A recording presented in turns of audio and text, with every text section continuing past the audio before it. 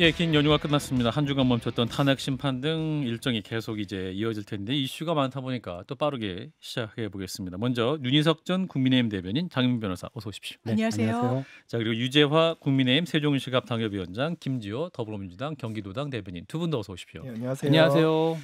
예, 연휴를 잘 보내셨죠? 예, 네. 이곳저곳 다니셨을 텐데 일단 우리 윤희석 전 대변인 민심 어떻게 들으셨어요? 뭐 정책 얘기를 좀 안 하려고 하시는 분들이 많긴 해도 예. 뭐 속으로는 다 눈빛으로 하시더라고요. 눈빛을 결론은 어떻게 하셨어요? 이게 덕담일지 모르겠는데 서로 뭐 잘 버티자. 버티자. 그런 얘기를 많이 하면서 아. 그렇게 보냈습니다. 예, 장 변호사님은 저는 오랜만에 이제 가족들이랑 식사도 하고 그랬는데 이제 외국계 회사에 다니는 네. 이제 인척이 있는데 예. 이 외국계 회사 본사에서 너희 나라 괜찮냐고 하면서 재택을 막 개업날 막 이랬던 아. 걸 되게 리얼하게 이야기를 해주더라고요. 그래서 지금까지도 그리고 국제적인 위상과 관련해서 대한민국이 좀 어려움에 처했구나 다시 한번 저 개인적으로는 확인하는 시간이었던 것 같습니다. 네, 유재화 위원장님은 충청의 민심은 어땠습니까? 충청의 민심도 굉장히 양극화돼 있더라고요. 아, 그런가요? 네, 굉장히 예. 양극화돼 있어. 그래서 같이 가족 간에도 정치 얘기를 하기가 쉽지가 않았는데, 근데 제가 좀 이제 주목했던 건 뭐냐면 계엄 이후 이제 2달이 지났잖아요. 어느 정도 그 사이에 여러 가지 뭐 엎치락뒤치락 여러 가지 민심의 변화가 있었는데 어느 정도 이번 명절 연휴를 계기로 그 민심이 좀 그러니까 그 막 변화무쌍하던 그 민심이 좀 사그러들고 안정세에 진입했다라는 생각이 듭니다. 그래서 다들 놀란 마음을 가라앉히고 이제 우리 앞으로 어떻게 해야 할 것이냐 이거에 대해서 차분하게 좀 얘기를 한 시간도 있었어요. 예, 우리 김지호 대변인은 저는 뭐 하여튼 지역에서 인사도 많이 다녔는데 예. 제가 느낀 것은 조금 감정적으로 많이 좀 격화돼 있는 여전히 양측이 좀 격화돼 있고 많이 혼란스럽다는 말씀을 많이들 하시더라고요. 그리고 뭔가 좀 강대강 대치보다는 서로 좀 인정하고 이해해서 뭔가 좀 국민의 삶을 좀 돌봤으면 좋겠다. 그만 좀 싸워라. 이런 말을 많이 들었습니다. 예, 자 민심을 청취하신 네 분과 함께 또 오늘 주요 현안을 토론해 볼 텐데, 자 오늘 오전에는 권성동 원내대표, 권영세 비대위원장이 이제 윤석열 대통령을 구치소에 수감 중인 대통령을 이제 방문을 했는데 정치 이전에 인간으로서 당연히 할 도리다 이렇게 얘기했습니다. 이 방문 배경은 어떻게 보시는지 윤희석 대변인. 그동안 사실은 윤 대통령 구속 이후로 공수처에서 변호인 외에는 이 접견을 막았기 때문에 그렇죠. 검찰로 넘어간 이후에 이제 면허가 되는 거 아니에요. 다만 연휴 기간 동안 또 안 됐잖아요. 맞아요. 그러니까 아마 개인적으로 가깝다고 볼 수 있는 분들이 오늘 정도에야 처음 만나실 수 있는 상황이 되지 않았을까로 보고 예. 공교롭게도 두 원내대표와 저 비상대책위원장 두 분께서 윤 대통령하고 사적 인연이 깊잖아요. 예. 그러니까 처음 만나실 수 있는 건데 공교롭게 두 분이 비상대책위원장과 원내대표를 하고 있으니까 마치 지도부가 같이 가는 것처럼 보였다는 것이 좀 오해 소지를 나갈 수는 있어요. 오해입니까? 아니, 저는 그렇게 봐요. 그러니까 예. 분명히 얘기를 했고 인간적 도리를 다하기 위해서 개인적으로 간다고 두 분이 말씀하셨고 또 이런 예를 들 수가 있잖아요. 좀 불편하게 들으실 수도 있겠지만 만약에 민주당 출신 대통령이 똑같은 경우에 있었다 하면 민주당 지도부에서 안 갈 거냐 그렇게 생각해 보시면 어떨까 합니다. 김지호 대변인 답변해 주세요. 김지호 대변인을 보고 말씀하셨어요. 사실은 그 윤희석 대변인 저렇게 말씀하시면 예. 저희도 사실 인간적으로 그러한 고뇌를 하겠지만 아마도 조금 가족들이 먼저 충분히 접견을 하고 나중에 정말 잠잠해졌을 때 인간적으로 이렇게 면회를 가지 지금 상황은 사실은 공사 구분을 좀 하셔야 되잖아요. 정치인 이전에 공직자고 세비를 받는 국회의원 거기다가 전 국민의 모범을 보여야 할 공당의 지도자 두 분이 이렇게 어떻게 보면은 좀 중요한 혐의로 아직 형은 확정되지 않았지만 구속돼 있는 상태인데 거기에 면회를 간다는 것은 이러한 일을 벌여도 된다는 것인가?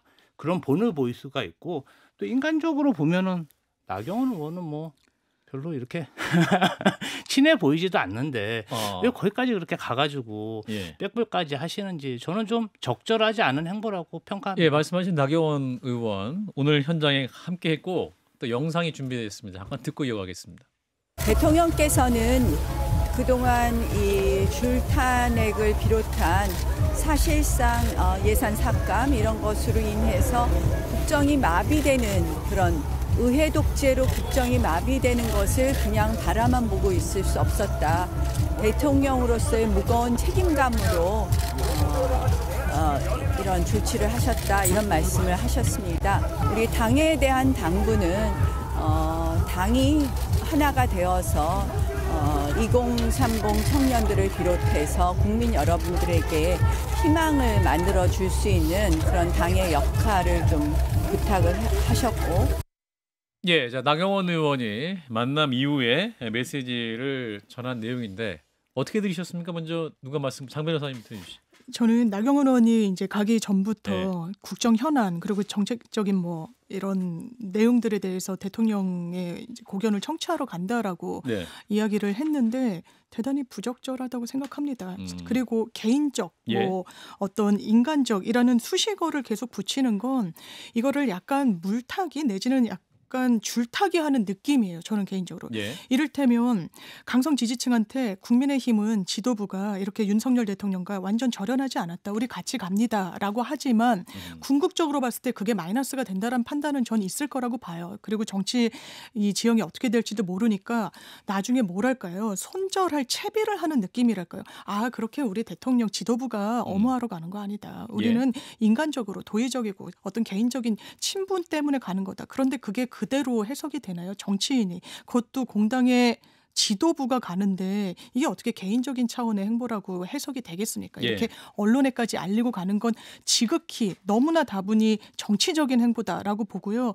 지금 윤석열 대통령의 어떤 발언 누차 확인되는 거죠. 국민과 함께 끝까지 싸우겠다. 이거를 국민의힘의 중견 정치인들이 굳이 본인의 입으로 다시 국민들께 환기시키는 게 이게 국민의힘에 도움이 될까? 이런 의문이 듭니다. 유자 위원장 어떻게 들으셨어요? 대통령의 메시지도 있었죠, 사실은. 예, 일단 대통령 이 메시지를 보면 참 공감이 되는 게 있습니다. 뭐냐면 뭐 사실상 의회 독재로 국정이 마비되는 사태가 있었다. 예.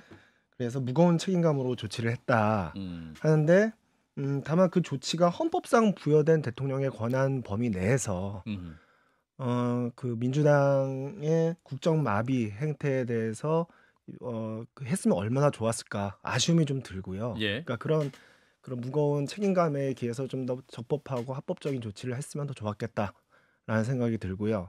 그리고 권영세 비대위원장과 권성동 원내대표가 그 오늘 접견을 한 것은 저는 굉장히 부적절했다고 생각합니다. 인간적인 마음이야 대통령을 만들고 그 윤석열 정부 성공시키겠다고 얘기해온 저희 국민의힘 당직자 당원들 모두 다 없겠습니까? 하지만 본인의 진심이 어떻든 간에 외부에서 어떻게 보이느냐를 생각해야 되거든요. 예. 어쨌든 아까 윤인석 대변인께서 말씀하셨다시피 하필이면 그 두 분이 국민의힘 지금 현재 지도부란 말이에요. 그러면 어떻게 보일지를 생각해서 인간적인 도리를 다하고 싶은 마음이어도 참으셨어야 됐다고 생각합니다. 참았어야 됐다. 네, 참으셨어야 됐다고 생각합니다. 근데 그렇게 함으로써 마치 현재 내란 혐의로 형사재판의 피고인 자격으로 그 재판을 받고 있는 윤석열 대통령과 국민의힘이 굉장히 서로 연결돼 있는 것 같은 그런 모양새를 외부에 보였단 말이에요. 예. 진심이 어쨌든 간에.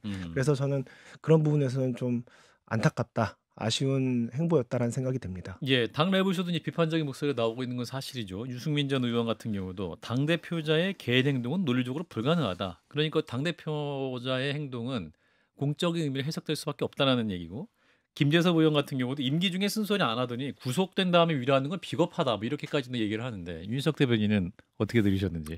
그러니까 현직을 면하지 않은 상태에서 개인 자격으로 간다는 것이 양립 불가능한 명제라고 생각합니다. 예. 그런 부분에서 비판을 하는 것이라고 저는 보는데, 그렇다 하더라도 저희 당에서 배출한 대통령이 그런 상황에 있는데 인간적인 도리를 안 한다는 것 또한 또 비판의 지점으로 생성이 될 가능성이 크죠. 예. 저는 과정의 한 부분이라고 생각합니다. 예. 권성동, 권영세 두 분이 정치적인 비난을 무릅쓰고 갔다는 것은 예. 오히려 더 인간적인 부분을 앞세웠다는 방증이 될 수도 있어요. 예. 그렇지 않겠습니까? 그러니까 그것은 두 분들이 밝힌 대로 인간적 도리라는 측면에서만 해석하는 것이 옳지 않을까 저는 그렇게 해석하고 싶습니다. 예. 근데 그럼에도 불구하고 이제 대통령 메시지가 계속 전해지고 또 SNS를 통해 변호사들이 또 이렇게 얘기하고 있잖아요. 그래서 이게 옥중 정치, 전환 정치가 반복되는 것이 아니냐 이런 비판도 민주당에서 하고 있는 거죠. 그렇죠. 예. 예. 그런데 저는 이 대리인단도 이 주말 사이에 정말 납득할 수 없는 주장을 했는데 예. 군이 국회에 왜 창문을 깨고 들어가냐. 이거 막혀 있어서 어쩔 수 없이 들어가느라고 창문을 깼다. 막 이런 주장을 한단 말이에요. 예. 그리고 교집합이 있죠. 계속 2030 세대에 대해서 정말 치하한다. 그리고 아주 뭐 소중한 젊은 청년층이 국민의힘을 지지한다. 이건 대단히 전 부적절하다고 생각합니다. 이거 약간 갈라치는 거고요. 예. 국민들과 관련해서 제가 윤희석 대변인님께서 해주셨던 말씀이 이제 귓가에 계속 맴돌아서 만약에 민주당의 배출한 대통령이 만약에 동일한 행동을 했는데 민주당 의원들이 간다? 저는 비판했을 것 같아요. 이거는 왜냐하면 국민들께 저는 상처를 드리는 일이라고 생각합니다. 예. 단 한 번도 윤석열 대통령 국민들께 진정성 있게 죄송하다, 사죄드린다 이런 혼란을 초래한 부분에 대해서 무거운 책임감 느낀다라고 육성으로 이야기하지 않았습니다. 그런데 그게 맞다고 잘한 거라고 그리고 내가 옳은 선택을 한 거라고 지금도 정치 나아가서 법률 투쟁을 하고 있어요. 이거 대단히 국민들께 상처를 드리는 건데 그 연장선상에서 지도부가 같이 사실상의 장단을 맞추고 있다. 이런 생각 듭니다. 사실 이제 오늘 전한 말 중에도 메시지 내용에도 그러니까 계엄을 통해서라도 민주당 행태를 알리게 돼서 다행이다라고 대통령이 말을 했다는 거 아니에요. 네. 그럼 그 말 자체는 네. 어때 계엄이 정당했다라고 또 본인은 주장하고 온 것이 아니냐 이런 해석도 가능한 거 아니에요? 저희도 사실은 예. 뭐 팬덤 정치한다. 예. 강성 정치한다, 뭐 일극 정치한다 많은 비판을 받았는데요. 예. 저희가 아무리 노력을 하고 생각을 해도 윤석열 대통령 같은 이러한 생각을 참 따라가기가 어렵다. 아무리 해도 참 저희보다 한 발자국 앞서서 뭔가 진짜 창의적인 이러한 발상을 예. 내놓으시니까 저희 입장에서는 어떻게 참 저런 정치를 할까 이런 생각도 들고요. 사실 지금 윤석열 대통령님이 어떻게 보면은 자신이 임명한 검찰총장, 자신이 임명한 경찰 수뇌부, 자신이 임명한 공수처장 그 본인이 지휘했던 그런 수사기관에 의해서 예. 기소가 된 사건 아닙니까? 그리고 탄핵 소추도 어찌 됐든 국민의힘 의원들이 동의를 한 부분도 있고요. 그런데 이 부분에 대해서 일단락이 된 것에 대해서도 동의를 하지 않고 예. 이렇게 우기기 일방 정치를 하니까 어떻게 이렇게 한 번도 안 바뀌고 이렇게 초지일관으로 그냥 이렇게 쭉 갈 수 있나 그런 의문이 좀 생깁니다. 예. 자 그리고 오늘 이제 검찰이 공소장을 공개를 했지 않습니까? 이제 내란 우두머리를 적시된 공소장이었는데 이제 군 경력을 동원해서 지역 평온을 해야 하는 폭동을 일으켰다. 명확하게 적시를 한 상황이고 또 이제 행안부 장관에게 언론사에 대한 단전 단수를 지시했다. 그리고 국회 선관위에 투입하면 되겠네. 군경에 대해서 이런 진술이 적시가 됐단 말이죠. 그러면 이러한 부분들이 공개되면 국민의힘 입장에서는 이렇게 아직 명확하게 끊어내지 않는 듯한 이거 자체가 뭐랄까 당연히 좀 안 좋은 것이 아니냐 이런 해석도 나올 수 있을 것 같은데 이 부분은 제가 조금 먼저 말씀드리면 제가 과정이라고 말씀드렸잖아요. 지금 윤 대통령과 뭐 손절이라는 표현을 써서 뭐 주식 투자하듯이 그럴 수는 저는 없다고 생각합니다. 정치도 인간관계가 분명히 끼어 있는 영역이라고 보기 때문에 면회 갔다고 해서 윤 대통령 주장을 뭐 전적으로 수용한다거나 그런 것도 아니지 않습니까? 인간적 도리라는 말씀을 제가 드리는데 그 차원의 면회인 것이고 앞으로 정치 상황은 수사가 진행된 어떤 결과가 더 공개되고 또 예를 들어 내일 같은 경우에 헌재 심판에서 홍장원 전 국정원 차장이라든지 사령관들이 출석을 해서 아마도 윤 대통령과 직접 대화하는 모습이 또 나올 수도 있잖아요. 그럴 수도 있죠. 그 과정을 겪게 될 때 또 여론도 바뀔 수 있는 거고 여기에 따라 또 당은 당대로 또 움직이는 겁니다. 그래서 제가 과정의 일부라고 말씀을 드렸으니 상황은 너무 유동적이라 지켜봐야 한다. 지금 이렇게 뭔가를 가지고 기준을 가지고 재단할 필요는 저는 없다고 봐요. 유재하 변호사. 저는 그러니까 이게 이제 우리 당의 입장이 조금 다양하게 있습니다. 이 예. 부분에 관해서는. 근데 저는 당시에 12월 3일 비상계엄 있고 나서 원외 당협위원장 한 20 몇 명이서 같이 대통령을 출당시켜야 된다고 입장을 낸 당협위원장 중에 한 사람이기 때문에 예. 그 과정이 있다고 해서 근데 그 과정을 어떻게 느끼냐는 또 사람마다 다르거든요. 근데 그때 이름을 같이 올리는 원외 당협위원장들은 이미 그것만으로 물론 대통령이 무죄 추정의 원칙이 있죠. 예. 하지만 그때 이미 확인된 것만으로도 충분히 우리 당과 대통령 사이에 어떤 관계를 좀 정리해야 되는 상황 아니냐라는 판단을 저는 그때부터 했기 때문에 예. 지금 새삼스럽게 검찰의 공소장이 공개됐다고 해서 뭐 특별할 건 없을 것 같아요. 아. 계속 그 입장 그대로고요. 예. 그리고 이미 김효연 전 장관이나 다른 관계자들의 공소장에도 이미 이번에 검찰 공소장에 기재된 거와 거의 유사한 수준의 예.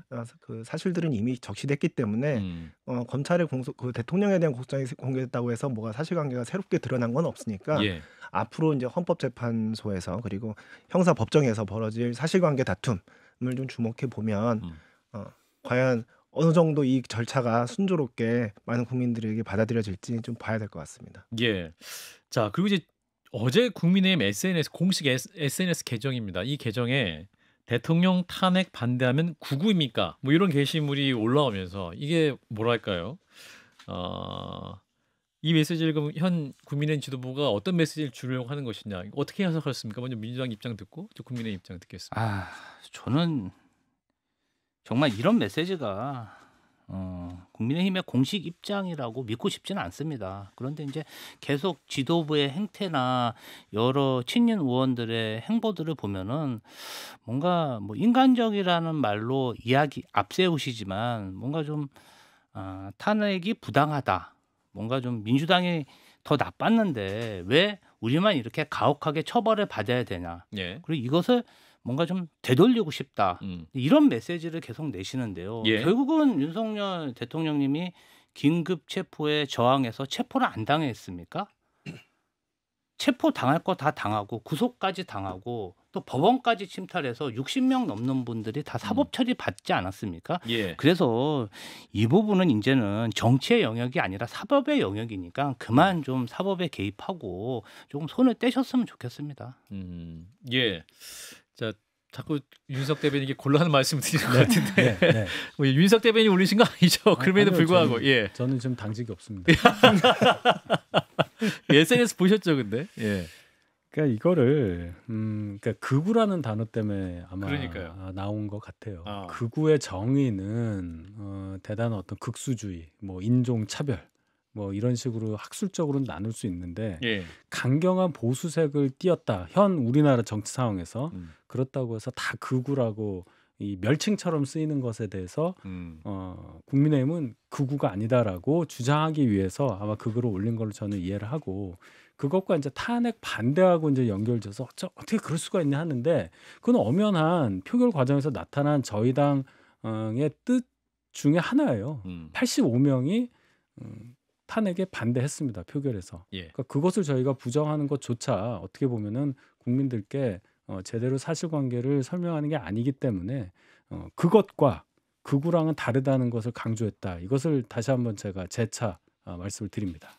예, 자 이런 가운데 이제 대통령과 이 보수 진영 내에 이런 움직임 자체가 뭐랄까요 계파 갈등 혹은 세대 교체론으로 또 변화하는 측면이 있는 것 같습니다. 어제 이준석 전 국민의힘 대표가 현재는 개혁신당 의원인데 홍대에서 기자회견을 했습니다. 어떻게 보셨을까요? 이준석 대표가 이제 만 40이 되죠. 젊은 정치인이고 그리고 그 젊은 정치인들의 하나의 기수로서 충분히 자기가 퍼스트 펭귄이 되겠다. 예. 그러니까 제일 먼저 뛰어내리는 펭귄이 되겠다고 선언을 했는데 예. 저는 그 자체는 굉장히 좋았다고 생각합니다. 예.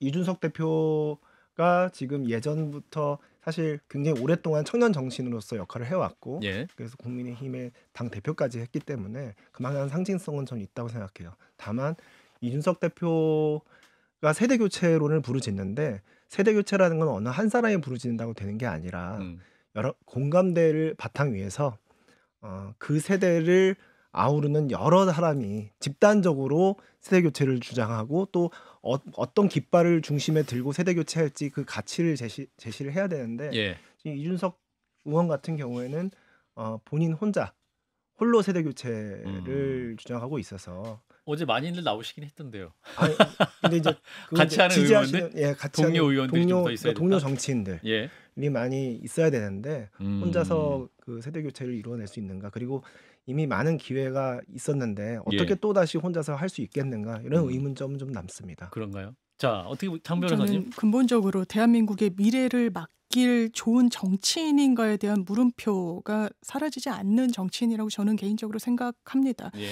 이를테면 뭐랄까요? 본인이 여기까지 올라오게 된 데에는 원외로서 당대표가 되고 뭐 이랬던 부분이 있죠. 그런데 지금 의혹이 제기가 되고 있어요. 이른바 명태균 게이트와 관련해서 무관하지 않게 계속 거론이 되고 있습니다. 그 자리에 확보되는 정당성이 있는지에 대한 수사가 개진되고 있다는 점도 이 정치인 이준석에 대해서는 마이너스 요인으로 일단 작동을 하고 있고 예.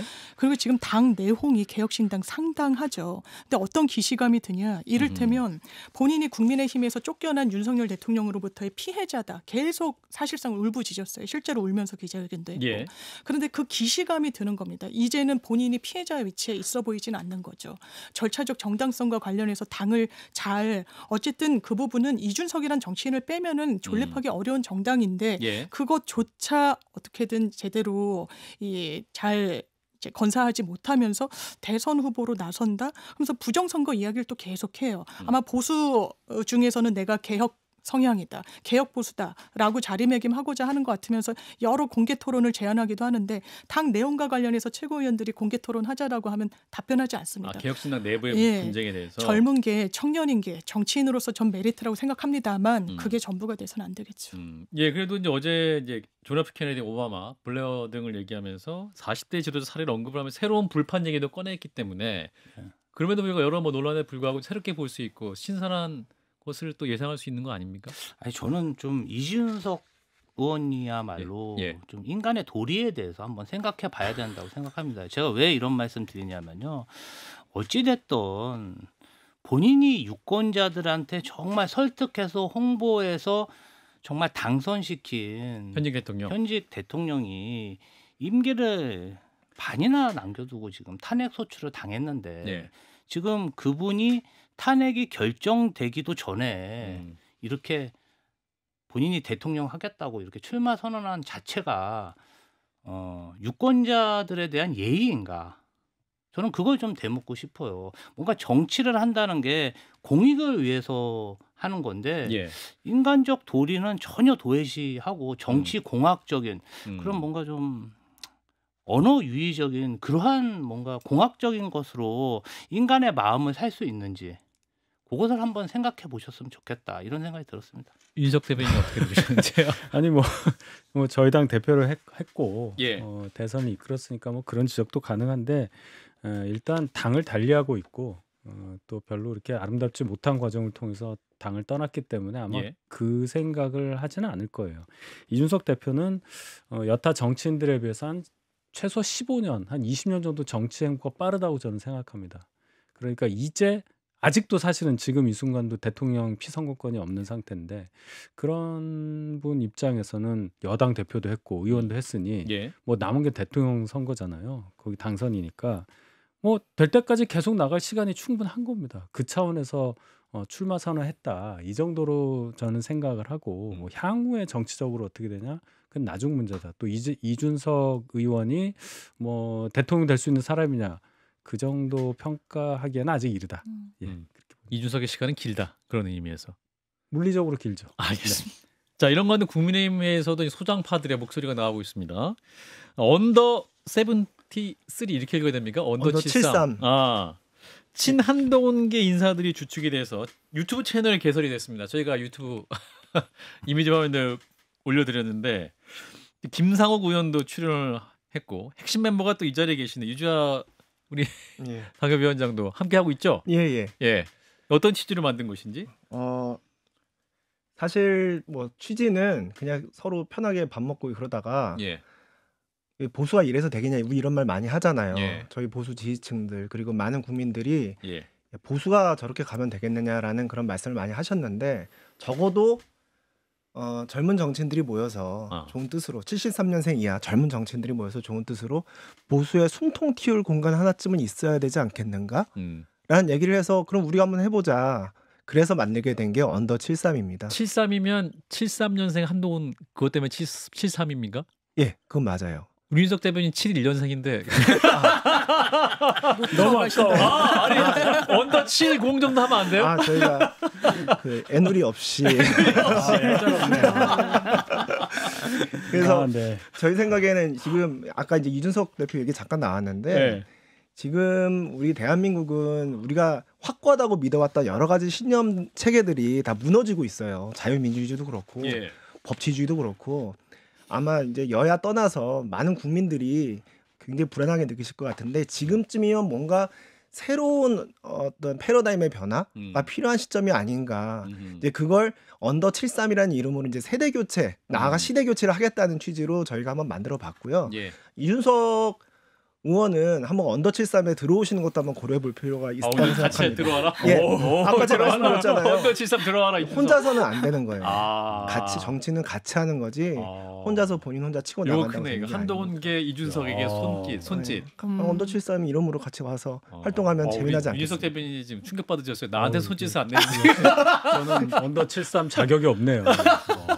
거기까지 생각하지는 모르겠고 일단 그래도 이 저보다 상대적으로 젊으신 분들이 이렇게 모임을 만들다가 유튜브 채널까지 이렇게 적극적으로 만드는 활동을 해서 참 존경스럽습니다. 일단 그래요. 이게 구심점이 돼서 좋은 정치를 지향하는 어떤 중심이 되면 좋은데 제가 살짝 걱정되는 것은 너무 급발전 안 하셨으면 급발진 안 했으면 이렇게 계시다 보면 주목받기 위해서 아니 뭐 그것도 있겠지만은 서로 거의 비슷한 생활을 하다 보면 다른 분들 정치는 특히 다른 분들의 시선도 많이 의식을 해야 되는데 그 부분이 좀 느슨해져서 좀 과한 발언이 나온다거나 선을 넘을 수도 있는 발언들이 나오고 또 유튜브다 보니까 그게 확대 재생산될 수도 있으니 거기에 그 언더 73이 아닌 사람은 뭐 명예회원 정도로 한 분 정도 해서 좀 자정기는 명예회원으로 모시겠습니다.